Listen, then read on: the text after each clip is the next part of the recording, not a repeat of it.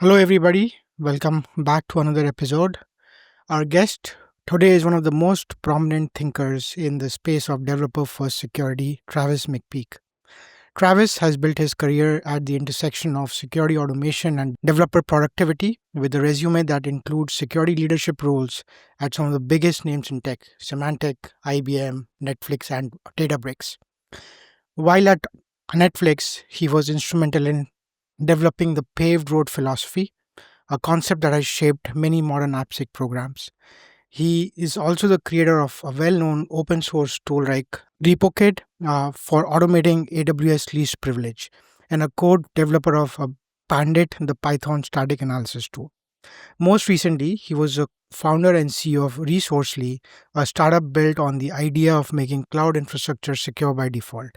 And now he's taken on what may be his biggest challenge yet: securing Cursor, the AI powered code editor that is fundamentally changing how developers write software. He's also a prolific speaker and OAS Bay Area chapter lead. Travis, welcome to the show. We are super excited to have you here. Hey, great to be here. Thanks for having me. Is there anything else you wanted to add to that introduction? Nope, sounds good. Okay, so let's get straight into it. Um, you were the founder and CEO of Resourcely, a company built to solve secure by default infrastructure. And now with your move to Cursor, with you being brought in to lead security for an enterprise readiness push, can you walk us through that transition of how it has been so far, and what are some challenges you've seen, and what are some things you're excited about, generally speaking? Yeah, so in general, there are different kinds of being acquired. I thought when I started Resourcely that, you either failed or you were acquired and, hopefully you become rich and you're buying, yachts and nice cars and things like that. And I learned that actually, like a lot of acquisitions are not that way. And so, for example, there is an acqui-hire where the acquiring company does not want any of your technology or customers. They literally just want the employees. And that's what happened for us. The Resourcely company was not successful because the product did not have enough demand for it. I There's a lot of reasons why that happened that I didn't know at the time that I do now. In general, infrastructure uh, for security people care about it, but they often are not in a position to actually affect it. Um, that kind of drives to the type of people that work in security and like their familiarity with tech. But really, like cloud is not at the same level as like vulnerability management, for example. And I think a big part of the reason for that is actually compliance. Compliance hasn't kept up well with the cloud. And so since compliance is not measuring it, aside from nice visibility solutions, like security does not meaningfully engage in cloud as much as I thought they would. So that's like a very, very high level. So, at the time, we tried many different things to make that work. And once it became clear that I had tried literally everything possible, um, from selling to infrastructure engineers instead of security, like different messaging, make the product easier, make the product like different form. So by the time I got to the end of that, Cursor had grown like extremely rapidly, like probably the fastest growing company ever. And they, have now a product that like a year before, like it was a small team that built it and they now have like serious customers and they wanted to have, people that could build the kind of security that like serious customers expect. And so that's why they acquired me, is to help them come and help with security here. And it has been a really fun journey. The type of work that we're doing here is a mixture of new things that we have in AI as well as just foundational basics. So all of the normal like bread and butter AppSec, CloudSec, detection and response, CorpSec, all of that is within the remit, and we have a team that are generalists and kind of cover all of that. So that was a very long-winded answer to your question, but hopefully it kind of gives you a tee into like how I got here. Yeah. No, that's a great answer. And I think I was speaking to a friend of mine who also runs a cloud security company, and he told me something really interesting, which kind of mirrors with what you said as well. He mentioned that around the time of the pandemic, when cloud security was really quote unquote hot, there were apparently over 1,200 vendors who identified themselves as being in the cloud security space, and less than 200 remain today. Right. And that was kind of That's wild. surprising to me. I was like, okay, that's 1/6, right?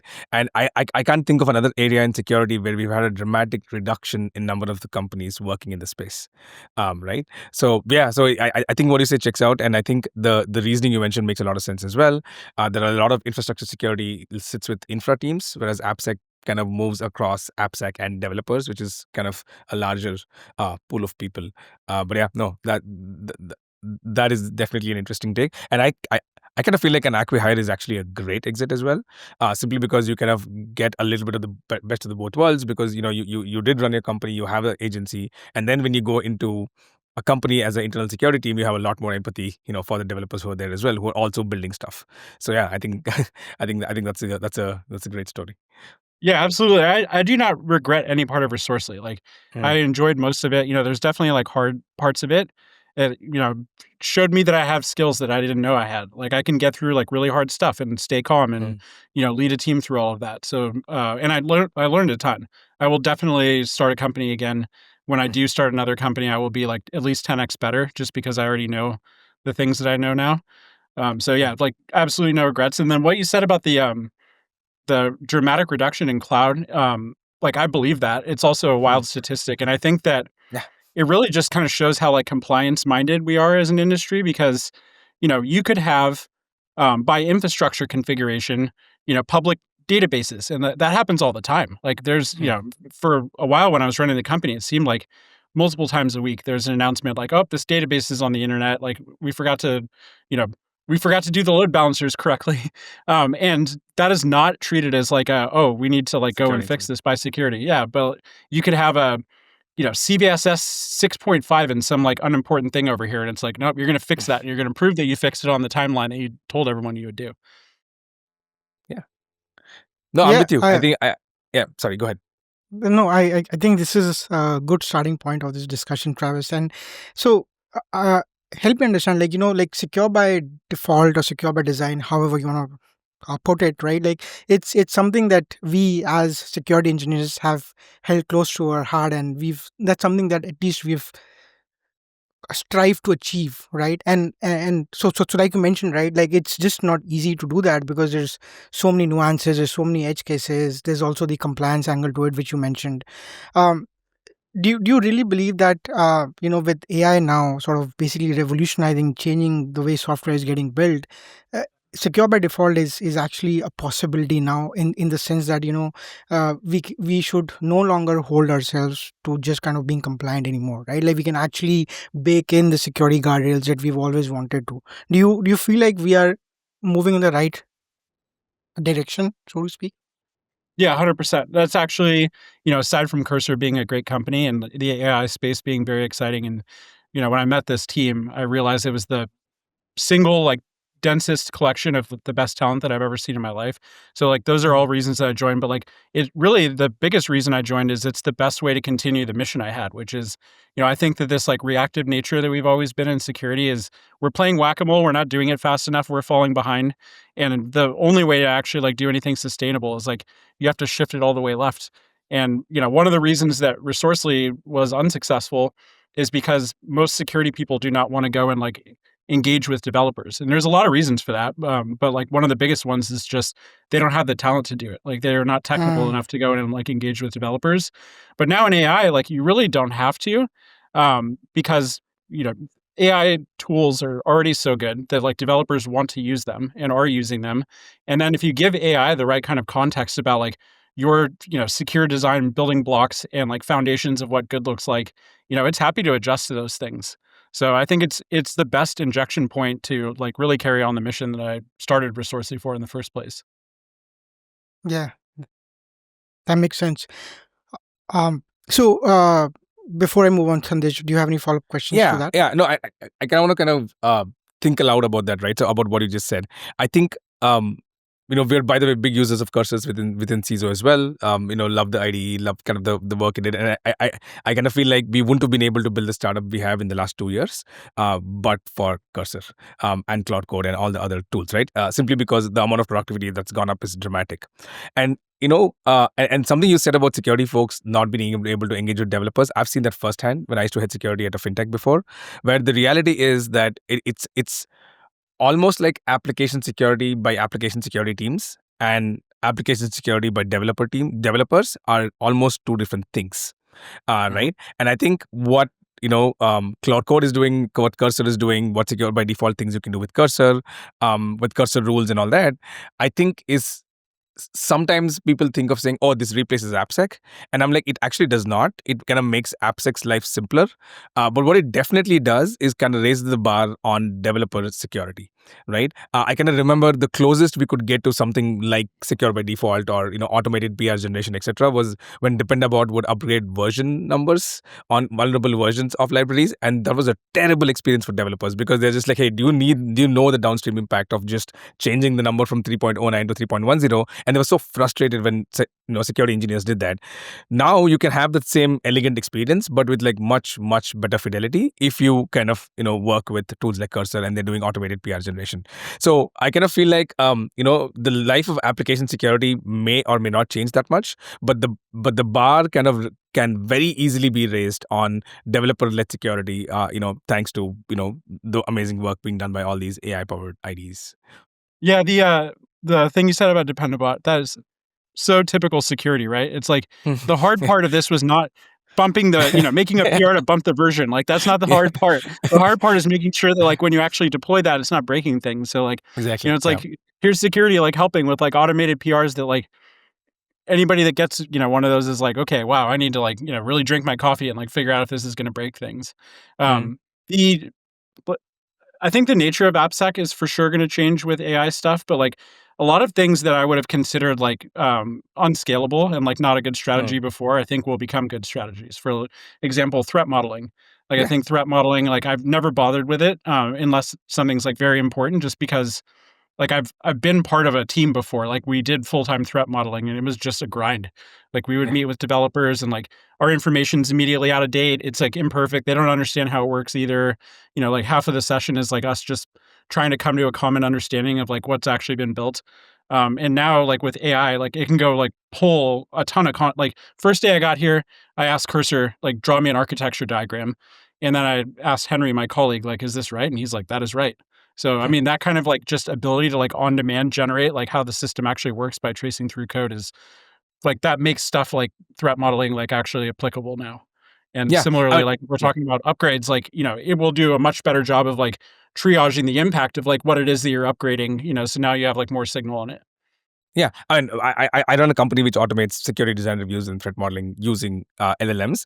And the hardest part of selling our product has actually been convincing people that it's actually possible to scale threat modeling and design reviews, right? People are so jaded and so given up to saying it's impossible to do it, that unless you've tried it, it's very hard to believe that it's actually possible to do it. And once you do, and once you see the light, whether you build it internally or you buy from a vendor or use an open source product, it's now very clear that there are problems which can be very easily saved and scaled as well. And I'm sure Anshuman has some questions on paved road and all the Netflix stuff that you guys worked on. But yeah, some of those are very easy to do as well today, with Cursor rules and things like that, which is very, very hard to enforce, say, 6 or 7 years ago. Yeah. And like, let's say that we're actually doing a design review and I ask you to change something, like that is can be a big trade-off, right? Like if we're at a late stage and I'm asking you to like, change something that's like pretty fundamental to the architecture, like that's a ton of work. And so even if the issue is significant, you might say, I don't know, I can't do that. Let's ship and then we'll do it later.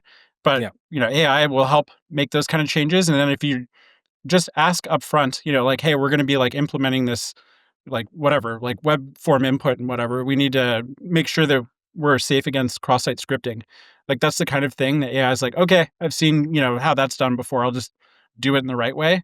And then the other bit is like the review agent. So like I use Bugbot here. Bugbot catches issues like all the time for me, and those are legit issues. And like similarly, when I'm using AI coding, like I'll catch issues that it does, and I'm like, "Why'd you do it that way? Explain it to me. Do it this way instead." So it's really like having a full time, like rubber duck partner to Yeah. like bounce all of the stuff out of. And I think that like in aggregate, that part of security is going to get a lot better. Yeah. Yeah, yeah, and I also want to share a use case with Cursor that I've personally been a huge fan of. So, um, I use Cursor to triage certain complex vulnerabilities, especially if things like authorization, authentication flaws that span multiple code bases, right? And the way I kind of go about it is I add all the code. Well, first I clone all the repos locally, and then I add those folders in a workspace inside Cursor, right? And then I ask the Cursor agent to basically say that, look, this is the vulnerability. These are the details. You have access to all the code repositories. They are all added in the workspace. Now kind of think through why this could be a true positive or not, right? And some of the insights I've had through them, right, like there've been instances where I've gone to the engineering team and I've told them like, look, this looks like a possible finding. Can you please look at the analysis? And they come back to me and they are like, I don't think it's a true positive. And then I ask Cursor, like, can you sort of help me understand why it's not? And then Cursor gives me an insight, and then I go back to the engineering team and they're like, holy shit, this is true. So, Mhm. like these are kind of some experiences that I just haven't had before. And I think part of it is because I just didn't have those skills in the first place to be able to, go through multiple code bases or trace data flows from one function to the other. And Cursor has made it so much more easier now, right? So, and I feel like these are some advanced use cases where I think folks are still getting used to the Cursor ID itself. But yeah, I mean, absolutely, like in terms of AI and AppSec and like AI powered IDEs, I think AppSec is one of the domains in the security space that that has to be innovated, like which hasn't. We have seen that for so long. So yeah, absolutely. Y Speaking about AI I and AppSec, yes, go ahead. one more for that. So, yeah, I mean, I produce code, and, like, Yeah. it's, like, I care about doing security, and it's embarrassing for me if I produce something that has vulnerabilities. So, even on small things, I'll just pop it out, and I'll say, like, "Okay, like this block, like what could go wrong with it?" Like basically like, come up with like a test plan, and like it'll do like fuzzing and whatever. And like maybe it,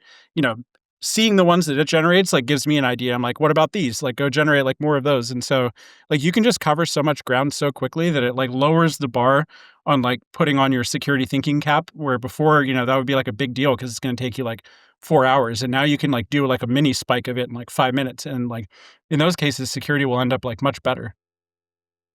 Yeah, I guess I do have a follow up question to this, right? Like, and I think based on my conversations with my peers and other folks, I think the biggest question folks have is, yes, we can use Cursor in uh, these different ways, right, to sort of produce or help security to test and what have you.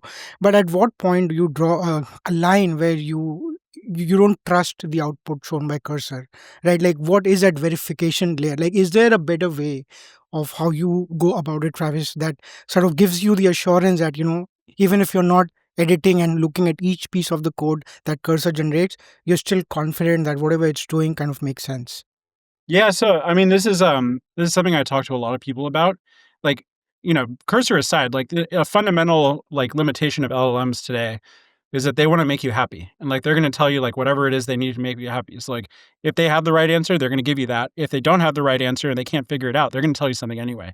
So like I take every single thing from an LLM as like a starting point, and like I consider it done when I understand it. But what's nice is like instead of me having to go like, look through docs and like validate its correctness, I'm like, prove that thing that you did here. Like, show me the docs, show me the like relevant snippets. Like, I want links. I want to look at it myself. And like sometimes just even telling it, like, go look at the docs is enough for it to realize itself that it's wrong.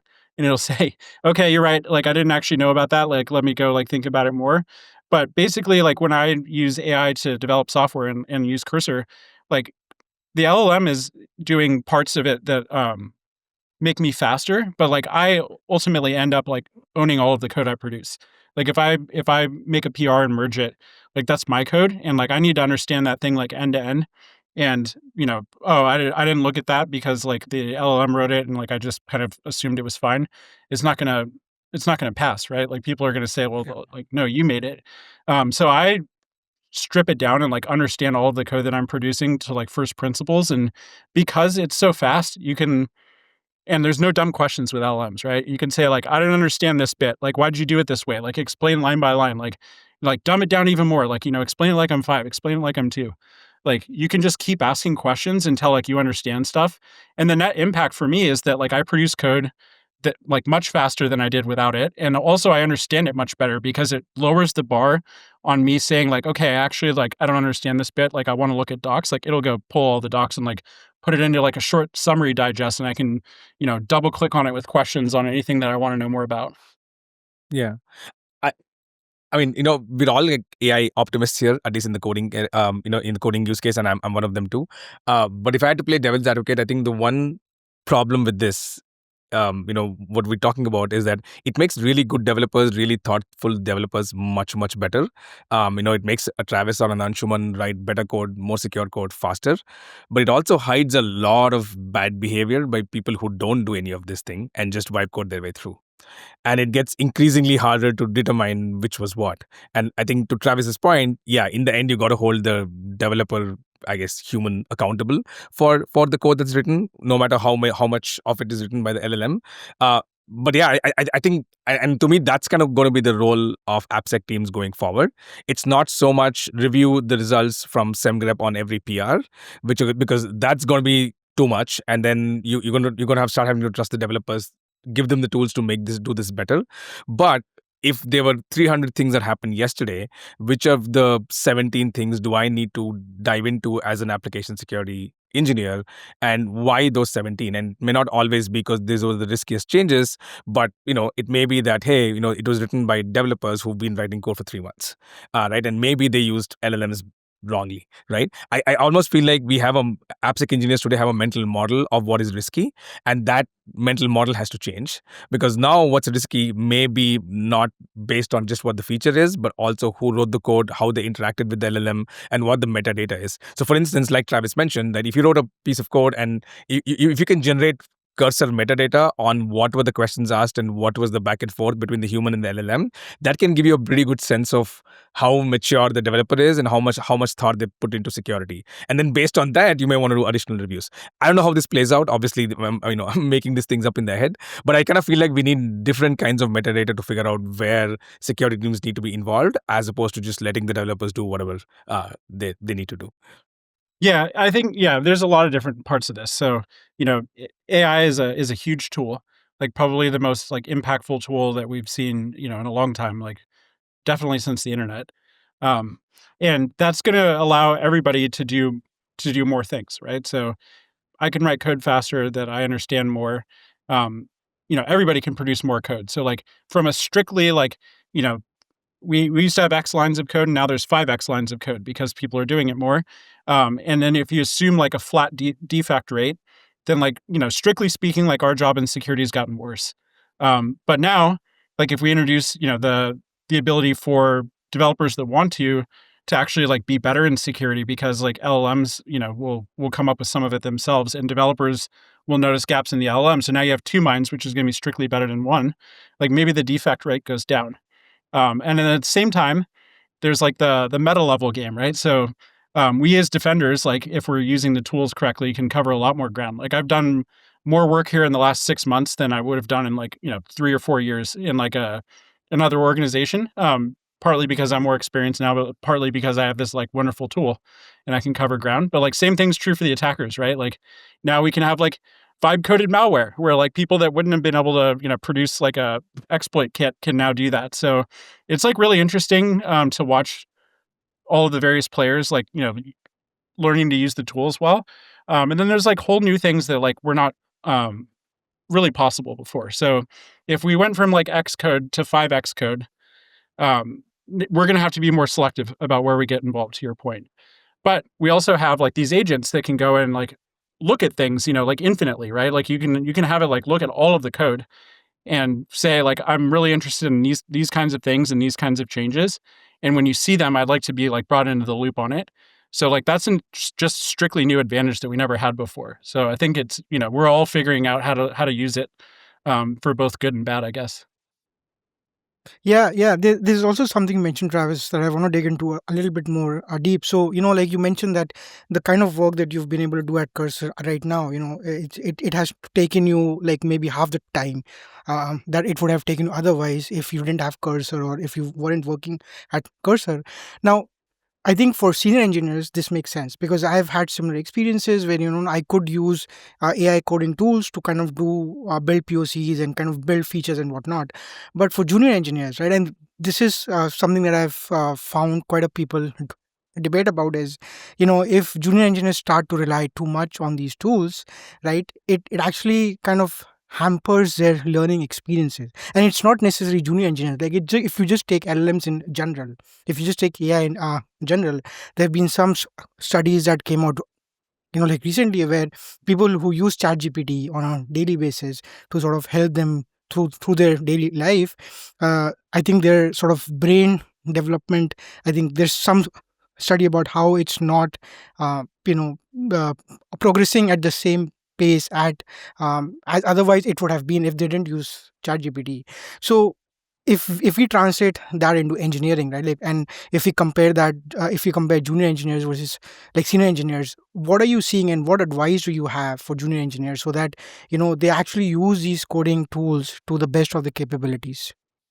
Yeah, so I think really the difference comes down to like how do you see AI? Is it like I'm just going to ask a question and then I'm going to take the answer that it gives me at face value? Like I would not recommend that to anybody. Like I said, AI will say whatever it needs to say to make you happy, and like hopefully it's the right answer. But like if it doesn't have the right answer, it'll give you an answer regardless. So I think that having a skeptical mindset about it and like using it as a starting place for questions, given that like you can interrogate it endlessly, is actually like should be huge advantage for junior engineers to learn. Like the biggest job of junior engineers is to gain experience and wisdom and learn things. So you have this like, infinitely customizable tool. Instead of having to like go read things on the internet for like 6 hours, you can have it like pull the stuff for you to read. And, I didn't understand this thing, like go get me more data, like all that kind of stuff. So I think it should be great. And I think the problem is just going to come from, um, you know, whether it's junior engineers or anybody else that's like, all right, I asked a thing, AI gave me something. It looks like a lot. I don't really want to like think too much about it. It's probably right. And then they ship it. Like they're going to have a bad time no matter what. Yeah. No, I mean, I agree with both of you here, right? I mean, the analogy I like to give is that when social media first came out, and especially Instagram and TikTok first came on the scene, I think a lot of people who were maybe like early teenagers and young people struggled with kind of all the overwhelming nature of the dopamine hits and everything. But then when I talk to people in my family who are much younger right now, they've kind of figured out a way to do this right. They've kind of figured it out that saying, hey, 3 days before I have an important exam, I'm going to log out of Instagram. There are controls they have in place on when to use it. They can have flags on figuring out what kind of users you should not be following in Instagram because that's not going to work out for them, etc. Right? So I kind of feel like if every generation they kind of get used to tools. Like I mean, I'm maybe dating myself here, but when I grew up, there was no reliable internet in my house until I was a teenager. Right?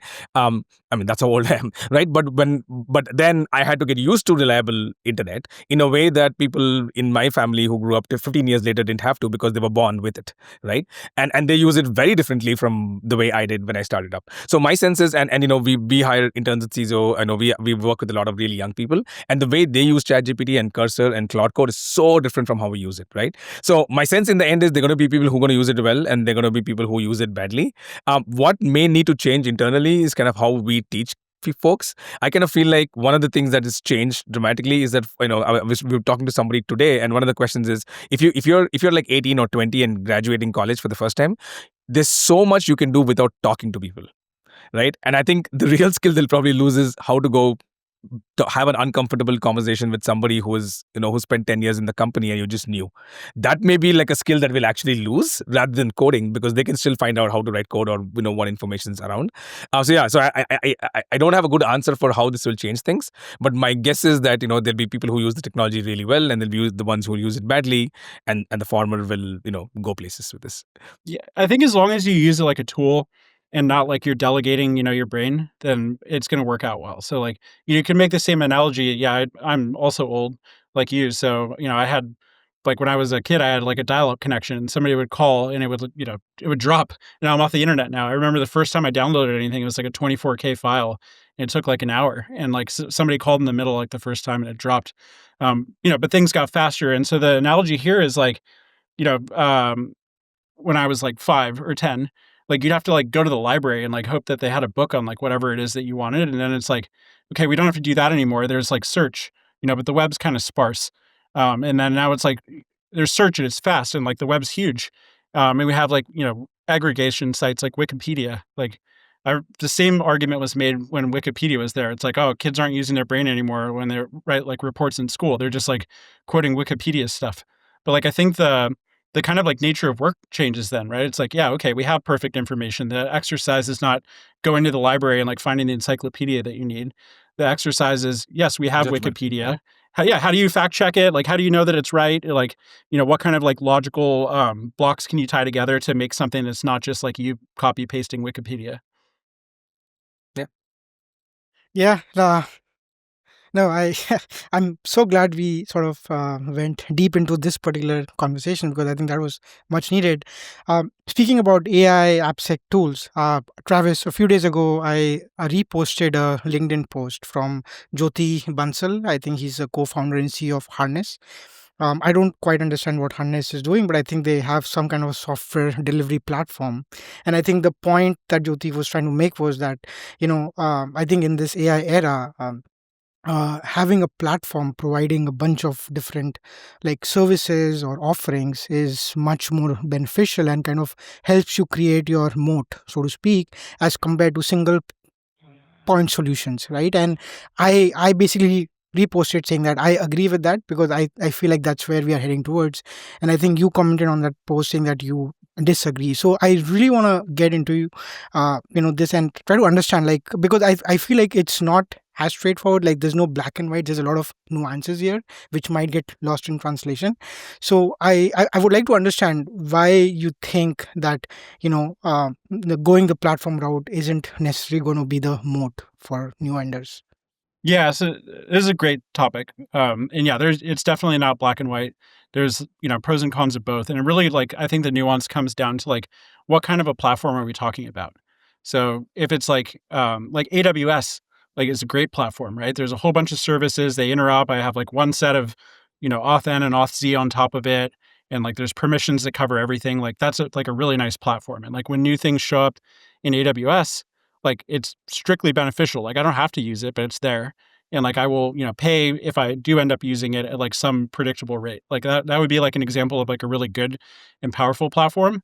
And in those cases, like, yeah, I do think that there's an advantage because let's say that, I have data in AWS that service A produced and I want service B to go read it. Like that's all easy because we have S3 and like tie them together. I think the bad kind of platforms are like, a lot of companies start off and they do like one thing really well. Like they're, world class at it and then they become successful. And then it's like at some point they need to keep growing and like they've mostly saturated the market. Like they've sold as much of that thing as they're going to sell. And so now they need to expand to other areas. And I've seen a lot of cases where the quality really drops then. And so it's like, yes, we have a platform, but like really it's this like amalgamation of like third or fourth best tools that are like stitched together. And my main point is that in an AI world, the downside of having like point solutions is you have to manage more vendors, but also you have to do integrations to like move things around. And I've found that like AI development like really makes the integrations thing easier. And so for me particularly, like when I'm evaluating security tools, it's really important to solve the problem that I'm trying to solve. I don't just like, buy like all the Gartner acronyms. I'm like, oh, I need a, CSPM and a CNAP and an ASPM and a whatever. Like I come into it, trying to solve some problem. And the problem that I'm trying to solve is like whatever is most highest leverage and like most important in the business at that time. So like I put in effort, I solve this problem. That means like X in risk reduction. And then it's like, okay, now I have a buy versus build. So I could probably build anything, but it's like probably not worth it if it's not specific to my business. So something like vuln management. It doesn't make any sense for me to come up with like my own vulnerability feed of data. Like I would just buy a vuln management solution. And so the question is like, do I get like a giant platform that does it and I'm going to get all this other stuff and pay for things I don't want? And like maybe the vuln management thing is good, but like all the rest of the stuff is not good and I don't end up using it and it's cruft. And I still have to care about it. Or I get like the best vuln management thing that I can possibly get I buy just that one thing. Like if the vendor has a platform, I don't pay for the rest of any of the modules. And then I use AI to create the kind of integration that I need to like wire it into like my operationalization system. So like the vulns come in, I need to do something to them, chop, dice, like filter out, and then I need to put them somewhere that like we can actually action. And like that kind of integration, like that's what platforms typically provide. And like I don't need it because I don't want to go like log into some like walled garden. I want like the vulns to be in the place that I need them to like operationalize for my environment. So I know that was a lot, but like that's kind of No, the reason I disagreed with what you said. yeah, no, and like I think there's a couple of directions or branches I want to go here. So the first is, I totally understand the point that AI helps in integration. So if we get two best tools, if we get like SaaS tool that is really good at SaaS, if we get a SCA tool that is really good at SCA, and as security engineers we could use AI to integrate them. I totally get it, but I think the problem there is, teams look at vendors to sort of augment them because they might not have the skills in the first place to use AI to integrate them. And I think that's where we are right now, where security engineers are just ramping up their AI skills so that they can integrate stuff, right? So I think in that particular case, at least in my opinion, I think teams would rather prefer sort of a platform that could help them with SaaS and SCA, right? Because if they're going to integrate or if they're going to use AI to build that like integration, right? It is the same question about build versus buy, right? Because they would be responsible for maintaining it, managing it, keeping it up to date. And I think that's the exact problem that they're trying to get away from, right? So that's one thing. The other thing, yeah, so I think the fact that AI is there for everybody, right? So what is stopping from, let's say, a SaaS vendor to use AI to start introducing some SEA capabilities into them using AI, right? Since they already have the data of their customers, since they already work well or know what their customers want and their pain points, what is stopping some of these vendors to sort of add additional capabilities and kind of slowly expand into a platform offering multiple solutions? So feel free to go into either direction, Yeah. but I'm curious to hear your thoughts. Yeah. So do you mind if I jump in? Yeah, Yeah, yeah, go please. Yeah. ahead. Okay. Yeah. So I think about this every day because I run a company and I need to think about whether we are a platform or a point solution and all that. Honestly, ever since I've been in application security, which was like I think 15 years ago, I've been hearing there's consolidation coming in the security industry. Like this has been a thing with every wave. The cloud came, there's going to be consolidation. AI is here, there's going to be consolidation, right? And it hasn't happened, and maybe it'll happen someday, right? I think the decision to become a platform, or I'm putting on the vendor hat now and not like the practitioner hat, right? Becoming a platform or a point solution is a purely business decision and not so much a product decision, right? Like Travis mentioned, if you're a platform, you want to have you want to have some way where using multiple parts of your platform has some kind of a compounding effect for you, and that building one product and the other product has some overlap because of which your maintenance cost goes down, etc., right? So or you're selling to the same ICP, because of which your sales cycle on the second product is much shorter than the sales cycle on the first product. There has to be some alpha because of which the second product makes more sense in addition to the first product. And that's pretty hard to find in security, to be honest, right? SaaS and SEA may seem very similar products from a user perspective, but from a vendor perspective, SEA is a database product. Right, you have to have the database of every vulnerable software. Like, so it's the core skill of a supply chain security product is to ability to build world-class databases and getting world-class sources and keeping them up to date and keeping them low latency. Whereas in SaaS, it's more about having your ability to build an AST really well, or OCaml, or finding ways to kind of like go deep into the code or write really cool rules, right? So, but from a developer perspective, hey, you're either reviewing first-party code or third-party code. So they're actually very different products, which is why every company which does SaaS plus SEA either does SaaS really well or SEA really well, and then they kind of like try to kind of struggle to do both. I mean, with enough money and resources, you can probably do both. But I think that's kind of the point, right? So I think I I don't think the bottleneck for building security platforms was ever how much code you can write. That was never the bottleneck, right? The companies who've built fantastic platforms, like say Palo Alto Networks, have done it without having to write a whole lot of code because they just acquired they've got an acquisition machine which lets them build a platform. In which case, also you don't need to write code because somebody else already written the code. You just got to acquire them, right? Again, I'm not commenting on Palo Alto's effectiveness. I'm just saying from a business. I feel like platform building is a much harder business problem than it is a product problem. And the ones who win will actually crack that, which is why Amazon's a fantastic platform because they understand the business of building platforms. Sorry, I know it went Yeah, in the third definitely. direction, but yeah. No. Yeah, I mean, I also like that direction. Like, it is a business decision. I agree, Yeah. and everything I'm speaking for here is like how I feel about it, and like my specific use cases. So like, I want the problem solved, and I want it to be solved like the best. And like, vendors can be a pain to deal with, but like part of running the company is like I figured out how like vendor and procurement and all of that stuff works. So like, it's easy and fast here. And like, I don't pick vendors that I feel like are going to be painful to deal with. So like, I've disqualified that. Like, they're Hmm. it's going to be, well formed, and like they're going to be responsive when I need them. And like, aside from that, like, it's just a happy relationship. So like, that part is mostly out for me, the like logistics and managing vendors. And then there's the question of like, okay, is this platform like helpful or not? So there's like a bundling aspect, like I buy a platform, it's got like what would be 5 different products, but like, I pay one price and they're all included. Well, like Hmm. maybe I only want like one or two of those products, and like I'm essentially paying money for the other three that like I don't care about. And now maybe like one of the two in the bundle is like the third best product in the category, and like, kind of solves the problem, but like not really. And so because I really wanted the first part, I also bought this like kind of crappy one of the second part, and then I have these three that I don't use at all. And also the way that these platforms are built, sometimes it's like an amalgamation of acquisitions. Like they had a world class like first thing, and then they're like, okay, well, we need to do like more platform stuff. So they acquired something else, Hmm. and they don't really like ever fully integrate it. And it feels like this kind of like feels like you have multiple products anyway, and like you don't really have the ability to like integrate them well because they're supposed to be tied together, but they're tied together like really crappily. So I think those are the ones that I try and avoid. Is just, it's like, oh, it's like a cable bundle. Like I wanted these Hmm. 5 channels, and I got like these like 75, and like 60 of them like I've never heard of, and I don't want to be paying for.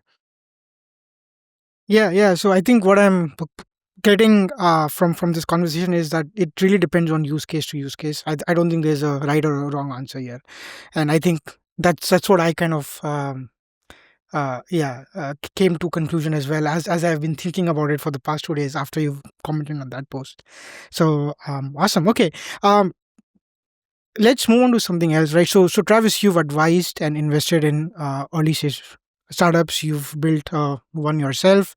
As a founder who just went through this transition, right? What's your advice to other security founders right now? Is the market telling us that it is better to be an embedded leader at a hyper growth company than to build a standalone security product? Any opinions, thoughts on that? Yeah, I lots of opinions and thoughts. So, always like I think for everything, it comes down to like your goals in life. And so people like are always motivated by like different things, but one of them could be like, I'd like to become wealthy. And so like strictly from that perspective, like I think, we hear about these outcomes where people get like, mega wealthy, like building a startup, but like behind that, there's, the other 99 or 99.9% that like just die and like nobody hears about anything.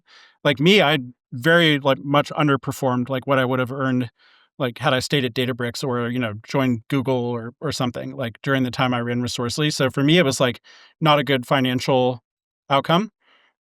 In general, I think that like people that have done analysis say that it's better to like work at a good job from a finance perspective. And like VC math works out because, there's 50 of the companies in a portfolio. So like they just need like one or two to hit really big, and then it, like makes up for all the losses. But like you as a founder, there's not 50 of you. Good You're not one. going to start 50 companies. So it's like very bursty. It's like do you want to like put it all in red on a roulette is like the way to think of that.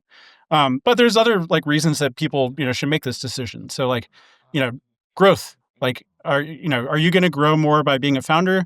Are you going to grow more at working at a company? Like, really, it actually kind of depends on like the company, because I learned a ton being a founder. In some companies, you're kind of in a box and there's like a lot of stuff that's like outside of your control. You're just a cog in the machine. You don't have visibility to things. Like at Cursor, the culture is like very open, and like I'm learning as much here as I learned like running Resourcely. So like that one ended up being like a wash for me, like present and like when I was running Resourcely, but it's both are better than like what I was doing before from a like growth and learning perspective. And then finally, like some people are just motivated by like having an impact. Um, and so for that, it's like, okay, like you're going to try and like birth a new product into the world if you run a company. Like what kind of a difference will that have? Versus like, you join like an AI company, like there's, like a big impactful product that everyone's paying attention to that like you can help move along and be successful. So that's like really hard to kind of like forecast out. I think either can be like very high like impact and reward from that perspective. So I think there's no clear cut answer, like I give my lawyer like it depends kind of thing, but like it really just does depend. I think both are good paths. I think what I would not do now is like split the difference. Like Hmm. I think that if you're capable, like you should probably try and do one of those things, like work in a great company that's like doing impactful things, in this space or like another impactful space that's like growing, or go try and build a company and like help bridge this transition that we're going through, as a society and like especially in tech from, the non-AI world to the AI world. Yeah. I mean that's a really good answer, by the way.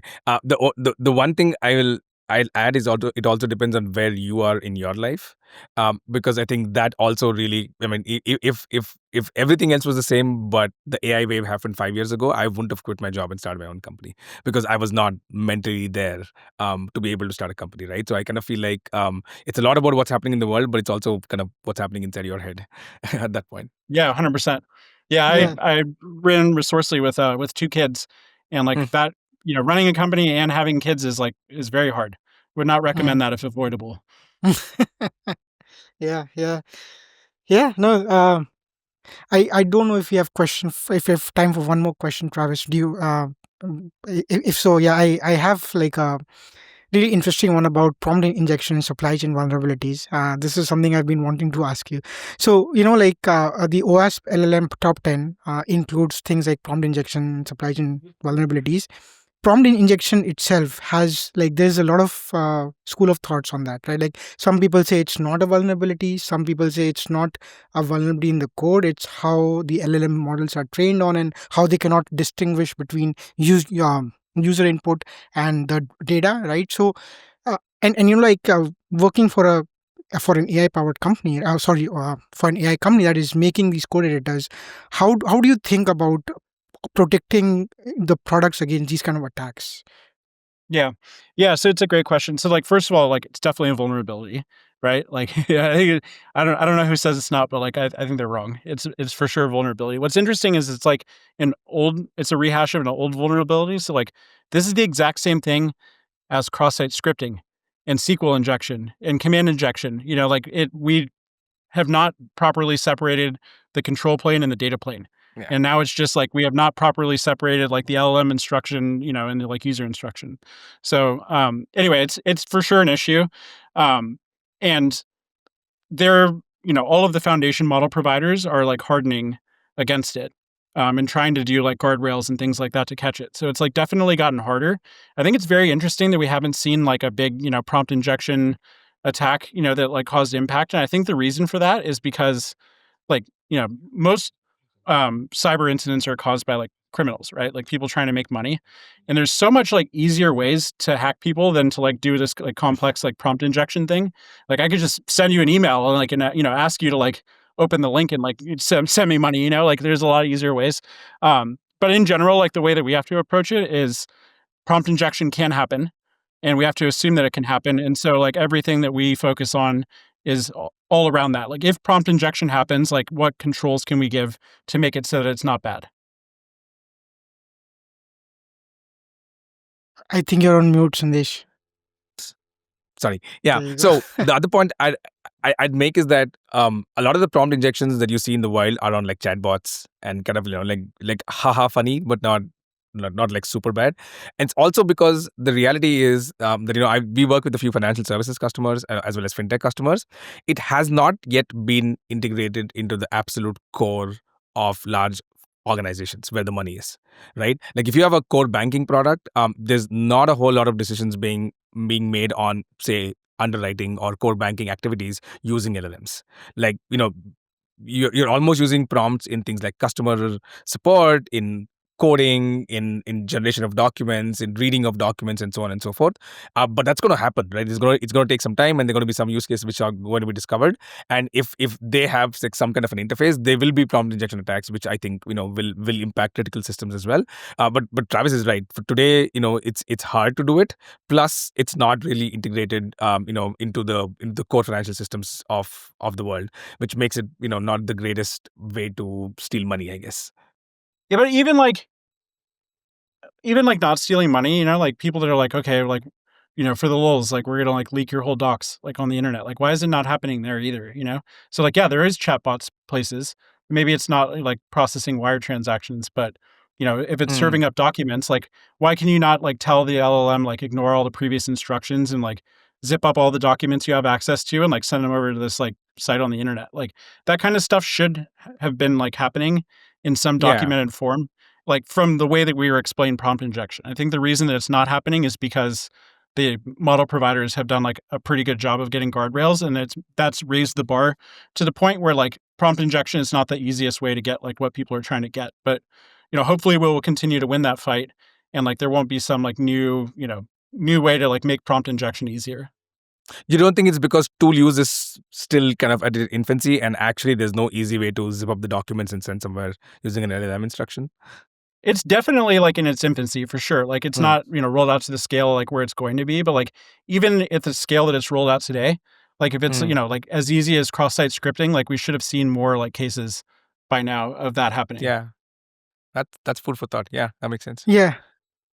Yeah, that is definitely food for thought. I mean, I've seen a few prompt injections happen, but yeah, I agree with the fact that it is definitely not happening at scale. And I think part of it might be because I think companies are still figuring out how to implement AI with their sensitive systems and whatnot, right? So maybe it's happening, but the kind of data leak that is happening or the kind of breach that is happening might not be at the scale that it is worth reporting. I don't know. That's just a speculation, but yeah, it's definitely an area that is going to be fascinating as we move forward.